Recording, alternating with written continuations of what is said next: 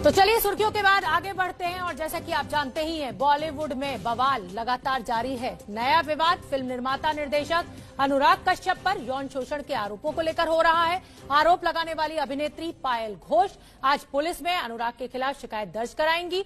दूसरी तरफ ये मुद्दा आज संसद परिसर भी पहुंच गया। बीजेपी की राज्यसभा सांसद रूपा गांगुली ने आज संसद परिसर में धरना दिया गांधी मूर्ति के सामने। अनुराग कश्यप के खिलाफ खुलकर रूपा गांगुली ने आवाज उठाई। ये 3 तस्वीरें आपके सामने हैं और हमारे साथ इस समय बीजेपी की राज्यसभा से सांसद रूपा गांगुली जी जुड़ी हुई हैं। मैम नमस्कार, बहुत बहुत स्वागत आपका एबीपी न्यूज पर।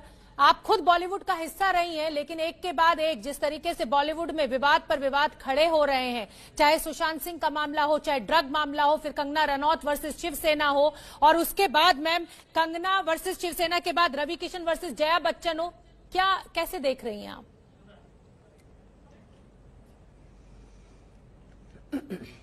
आप मुझे ये बताओ, ये जया बच्चन जी ने थोड़ी सी बात तो सही कही है कि कुछ लोगों के लिए मुंबई फिल्म इंडस्ट्री बदनाम हो रही है, लेकिन जिन लोगों के लिए मुंबई फिल्म इंडस्ट्री बदनाम हो रही है, तो बाकी लोग क्यों मुंह नहीं खोलेंगे? अगर बाकी लोग मुंह खोलते हैं तो एक बड़ा टीम इसमें उन पे आरोप भी लगाने लग जाते हैं। तो मतलब इंडस्ट्री क्या सच्चाई निकालना चाहता है? खुद क्या इंडस्ट्री के जो मेन लोग हैं वो क्या सचमुच जो सच है, जो सही है, जो ऑनेस्ट तरीके से जीना चाहते हैं, उनका साथ देने वाले हैं? ये सवाल तो मैं आपके जरिए पब्लिक तक पहुंचाना चाहती हूँ, मुंबई इंडस्ट्री की तरफ ये सवाल करना चाहती हूँ। वो खुद नहीं चाहते। आप अनुराग कश्यप की बात तो अभी सबके सामने आ गया है। वो टेड टॉक देने वाला स्मार्ट आदमी है, विमेन्स लिबरेशन के बारे में बात करता है। अब उनके भाई से पूछ लो ना, अभिनव से पूछ लो, आपको बहुत सारी जानकारी मिल जाएगी। बहुत सारी जानकारी उन लोगों के बारे में मिल जाएगी जो सही नहीं है, बहुत शर्मनाक है। देखिए, मैं किसी की मॉरल गार्डियन नहीं हूं और सब बड़े हैं, ये लोग कोई बच्चे नहीं हैं। लेकिन सबसे बड़ा आश्चर्य हुआ मुझे जब मुझे ये सुनने को मिला कि जब वो पायल के साथ बुरा बर्ताव कर रहे थे, he was also taking names of other women. मतलब ये उनका बर्ताव तो है ही गंदा व्यवहार करना। ठीक है, वो जिनके साथ जिस तरह से व्यवहार करते, कोई मुंह खोलते हैं, कोई नहीं खोलते हैं, कोई इसको सल्टा लेते हैं आपस में, कोई इसको इसमें विरोध करते हैं, वो अलग अलग निजी व्यवस्था है, निजी सेटलमेंट है। किसी को सेटल करना है, किसी को सेटल नहीं करना है, किसी को 2 साल बाद बात उठानी है। लेकिन वो आदमी इस तरह से बाकी सारे विमेन कम्युनिटी को एक साथ इसके साथ सोए, उसके साथ सोए, 200 लोगों के साथ सोए, ये क्या है रूपा जी? ये क्या तरीका है बात जब करने आपने ये सोने शब्द का इस्तेमाल किया है, इसी तो पर में कंगना रनौत का ट्वीट भी आपके साथ, आपने पढ़ा ही होगा उनका ट्वीट भी। उन्होंने कहा कि एक छोटे से सीन को पाने के लिए हीरो के साथ सोना पड़ता है। तो अब ये जो बॉलीवुड की चमक धमक भरी जिंदगी है, उसके पीछे की गंदगी एक के बाद एक निकलकर सामने आ रही है। और अगर निकलकर सामने आ रही है तो कौन जिम्मेदार? क्या सरकार, महाराष्ट्र सरकार जिम्मेदार? मुंबई पुलिस जिम्मेदार?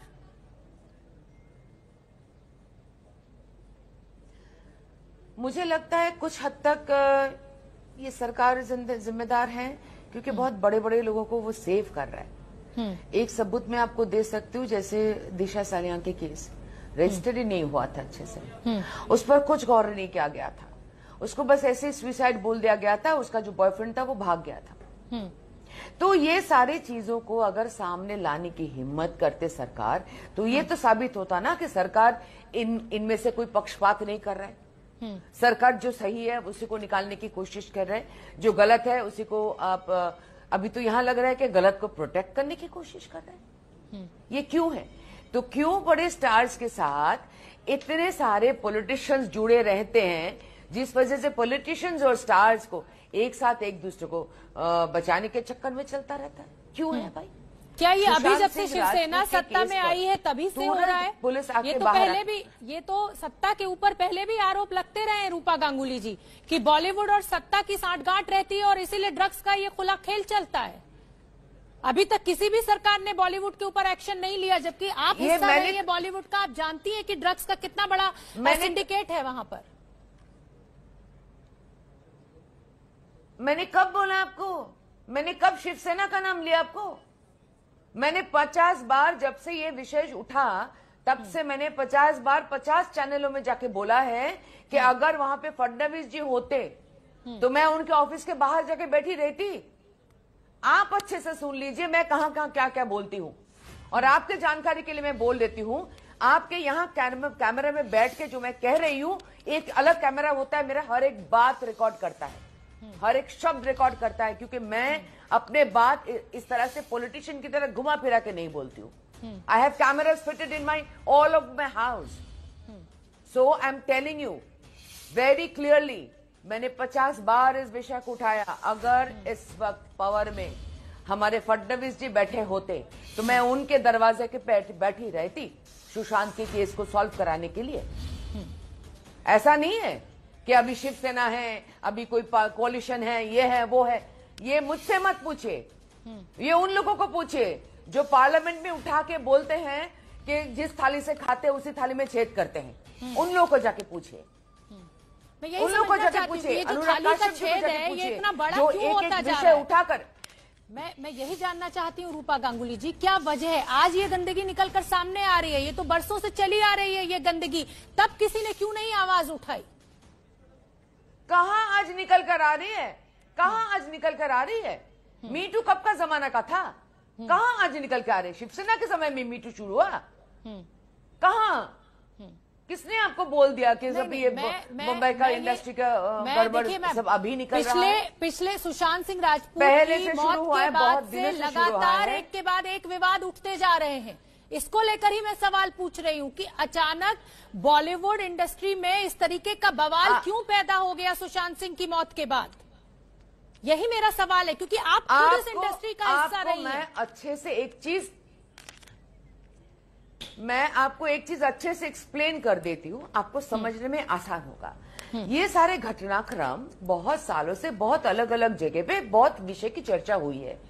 आप एक चीज ध्यान में नहीं रख रहे हो कि जब हम लोग की जमाना था तो एक डेली न्यूज आता था, न्यूज़पेपर, और उसमें जो हमारा जो सिटी कवर्स आते थे वो कभी सिटी पेजेस शुरू नहीं हुए थे। सिर्फ बॉम्बे ऐसे 2-4 जगह थे जहां पे कुछ और छोटे छोटे न्यूज़पेपर्स निकलते थे। मेनली ऑल द बड़े सिटीज में सिर्फ मेन हेडलाइन 2-4 पेज के कागज निकलते थे। अभी जो है पिछले 7-8-10 साल से 12 साल से जो सोशल मीडिया का इंटरवेंशन हर जगह पे हुआ है, इसीलिए लोग किसी भी विषय को बहुत चर्चा में ला पा रहे हैं। ये उसका फायदा है। मैम आप इसको कभी फायदा की तरह इस्तेमाल कर सकते हो, आप चाहो गलत तरीके से भी इस्तेमाल कर सकते हो, लेकिन मैं आपको ये कहना चाहूंगी, I would like to finish with one sentence. बिल्कुल ठीक है, I would like to finish with one sentence.